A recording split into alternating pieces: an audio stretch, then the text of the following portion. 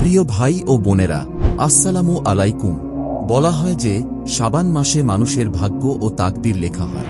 আজ আমি আপনাদের জন্য এক বিশেষ আমল নিয়ে এসেছি, যা আল্লাহর নেক বান্দাদের থেকে পাওয়া একটি মূল্যবান উপদেশ। যদি কেউ এই আমলটি শাবান মাসের যে কোনো দিনে করে, তার ভাগ্য ও তাকদীর এমনভাবে পরিবর্তিত হয় যে সে আর কখনো দুঃখ, কষ্ট বা কঠিন পরিস্থিতির সম্মুখীন হয় না। তার মুখ থেকে উচ্চারিত প্রতিটি দোয়া কবুল হয় এবং আল্লাহর করুণা ও দয়া সে যা চায় তা তার ভাগ্যে লেখা হয়। তাই প্রতিটি ভাই ও বোনের উচিত এই সংক্ষিপ্ত ও গুরুত্বপূর্ণ আমলটি শাবান মাসে প্রতিদিনের অভ্যাসে পরিণত করা। তবে যদি কারো প্রতিদিন এটি করার সময় না থাকে, তাহলে অন্তত একদিন সময় বেছে নিয়ে এই আমলটি অবশ্যই করা উচিত। ইনশাআল্লাহ যে এটি করবে সে পরে কৃতজ্ঞতায় হাত তুলে আমার জন্য দোয়া করবে। আমি আজকে এমন একটি আমল নিয়ে কথা বলবো যা পুরো শাবান মাসে যে কেউ করতে পারে। এই আমলটি করার সাথে সাথে মানুষের ভাগ্য বদলে যায়, তার সব চাহিদা পূরণ হয়, সম্পদ ও রিজিক বৃদ্ধি পায়, দুশ্চিন্তা দূর হয় এবং অসুখ বিসুখ সেরে যায়।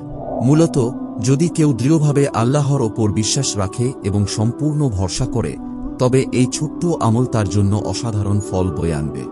যাদের ঘর সংসারে ক্রমাগত সমস্যা লেগে আছে, যারা জীবনের প্রতি হতাশ, যারা অনেক চেষ্টা করেও সফল হতে পারছেন না, তারাই আমলটি একবার করে দেখুন।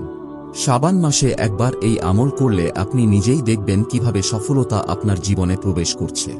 যে কোনো কাজ শুরু করলে ইনশাআল্লাহ তা সফল হবে, যা কিছু আপনি চাইবেন তা ইনশাআল্লাহ আপনার হয়ে যাবে।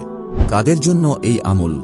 যাদের ঘর সংসারে ক্রমাগত সমস্যা লেগে আছে, যারা জীবনের প্রতি হতাশ, যারা অনেক চেষ্টা করেও সফল হতে পারছেন না, তারাই আমলটি একবার করে দেখুন।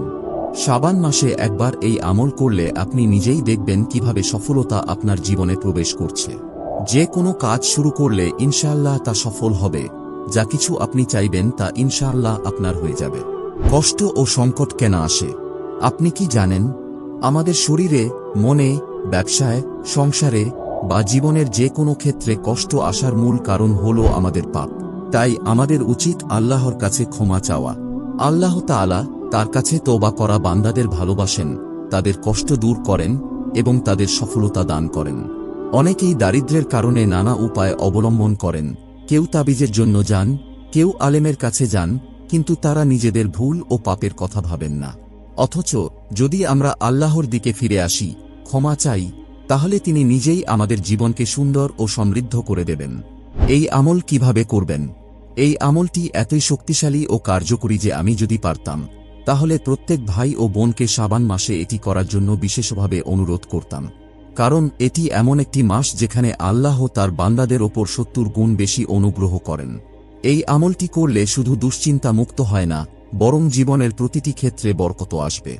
আমাদের প্রিয় নবী সাল্লাল্লাহু আলাইহি ওয়াসাল্লাম বলেছেন, শাবান হলো আমার মাস। এটি রাসূলুল্লাহ সাল্লাল্লাহু আলাইহি ওয়াসাল্লামের প্রিয় মাস। তাহলে ভাবুন, যদি এই মাসে আমরা আল্লাহকে স্মরণ করি, নেক আমল করি, তাহলে আল্লাহ কেন আমাদের দোয়া কবুল করবেন না? কিভাবে এই আমল করবেন? ১. প্রথমে অজু করুন এবং নামাজের জায়নামাজে বসুন। ২. শুরুতে দরুদ শরীফ পড়ুন। যে কোনো দরুদ পড়ুন, তবে দরুদে ইব্রাহিম হল সর্বোত্তম। ৩. এরপর নিজের মনোবাসনার জন্য নির্দিষ্ট নিয়ত করুন। যদি আপনি বাড়ি কিনতে চান, ব্যবসার উন্নতি চান, চাকরি চান, সন্তানদের ভালো বিয়ে চান বা অন্য কোনো বড় চাহিদা থাকে, তাহলে সেই নিয়ত করুন। ৪. তারপর ১১ বার ইয়া ওয়াহাবু পড়ুন। এটি আল্লাহর একটি সুন্দর নাম। এটি দৃঢ় বিশ্বাস নিয়ে পড়ুন, ইনশাআল্লাহ আপনার সমস্যা দূর হবে। ৫. এরপর ১০ বার সূরা আল ফাতিহা পড়ুন। সূরা ফাতিহা এমন এক সূরা, কেউ যখন এর একটি করে আয়াত পড়তে থাকে, আল্লাহ সঙ্গে সঙ্গে সেই আয়াতের জবাব দিতে থাকেন। এটি এক অসাধারণ দোয়া, যা জীবনে বরকত ও সমৃদ্ধি নিয়ে আসে। ৬. তারপর ১১ বার আলহামদুলিল্লাহ পড়ুন। কৃতজ্ঞতার মাধ্যমে আল্লাহর রহমত বৃদ্ধি পায়। ৭. সবশেষে আবার দরুদ শরীফ পড়ে দোয়া করুন। এই আমলের উপকারিতা: যদি কেউ সত্যিকারের বিশ্বাস ও নিয়ম মেনে এটি করে, তবে ইনশাআল্লাহ রিজিক বৃদ্ধি পাবে, দারিদ্র্য দূর হবে, সংসারে সুখশান্তি আসবে, ব্যবসা ও চাকরিতে সাফল্য আসবে, সন্তান সন্ততি, পরিবার ও স্বামী স্ত্রীর মধ্যে মধুর সম্পর্ক তৈরি হবে, কঠিন সমস্যাগুলো সমাধান হয়ে যাবে। সুতরাং যারা অভাব অনটনে আছেন, দেনার দায়ে জর্জরিত, সংসারের সমস্যায় জর্জরিত, তারা এই আমলটি অন্তত একবার করুন। আল্লাহ আমাদের সবার দুঃখ কষ্ট দূর করে দিন, আমাদের হালাল রিজিক দান করুন এবং আমাদের সকল ন্যায়সঙ্গত চাহিদা পূরণ করুন। যারাই আমল করবেন তারা যেন দৃঢ় বিশ্বাস নিয়ে করেন এবং আমল শেষে আল্লাহর কাছে কেঁদে কেটে দোয়া করেন। ইনশাআল্লাহ আল্লাহ তার দয়ায় আপনাদের দোয়া কবুল করবেন এবং জীবনের সব সংকট ও কষ্ট দূর করে দেবেন।